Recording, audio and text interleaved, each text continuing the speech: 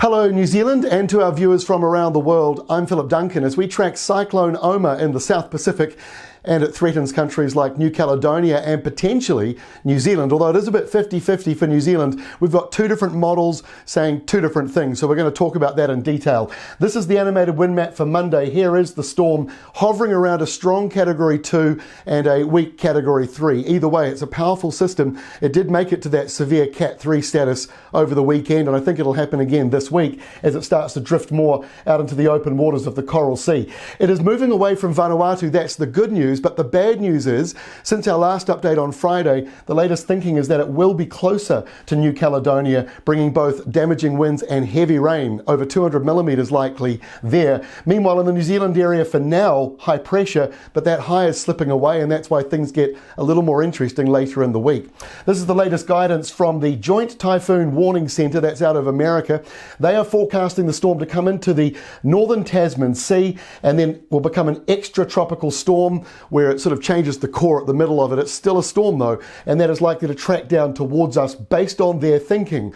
But there are other thinkers out there, like other computer models like ECMWF from Europe, which shows a similar tracking to that point, but then it reverses and goes backwards. So we'll cover that in a moment when we get towards the end of the week. But let's get into Tuesday's weather now, and here is Oma, very close to New Caledonia. You can see all those isobars packed right up. So on the northern half of that island, the winds could be damaging, especially at the very northern tip where you might be getting very damaging hurricane force winds. Very heavy rain, over 200 millimetres of rain expected in that northern half of the nation. Further south, the high starts to slip a little bit away from New Zealand. We've got a nor'wester coming in over the South Island that pushes temperatures up for some in the east, but it brings in the rain clouds to the west and maybe smudging a little bit into Southland and Otago. By Wednesday, very weak front moving up the west coast with a little area of rain. We've also got the more humid nor'easter starting to develop ahead of Oma. That's between the departing high and the low that's way up near New Caledonia. The actual nor'east airflow is coming around the high out to our east, so we will see a few showers in the mix as that moves closer towards us. Let's go to Thursday. More of those downpours and showers and drizzle patches developing as we start to get more airflow out of the subtropics. So it's coming down towards New Zealand, more like this for the South Island with a northerly or a nor'wester even. But we've got a new system building in the Southern Ocean at the same time that this is trying to come our way. So we get to Friday, and that's where things start to get more interesting. So we've got a southerly arriving on Friday. That's probably the main feature for New Zealand, not the cyclone, but the southerly coming in. So there it is, cold air, heavy rain on the west coast, and perhaps some area of low pressure, which is starting to form in the New Zealand area. At the same time, Cyclone Oma coming down from the northwest, and it's all starting to join up. So even if Oma itself does not come down to us, between this southerly and the humid nor'easters, we're likely to see some area of low pressure forming in the New Zealand area separate to the storm itself, and that could create more rain. So this is how we look at Friday evening with the two different computer models, GFS from America and ECM out of Europe. They're the two main global ones. There are dozens and dozens of other ones out there as well. Now this is the modeling you see here, the tracking, that is from America.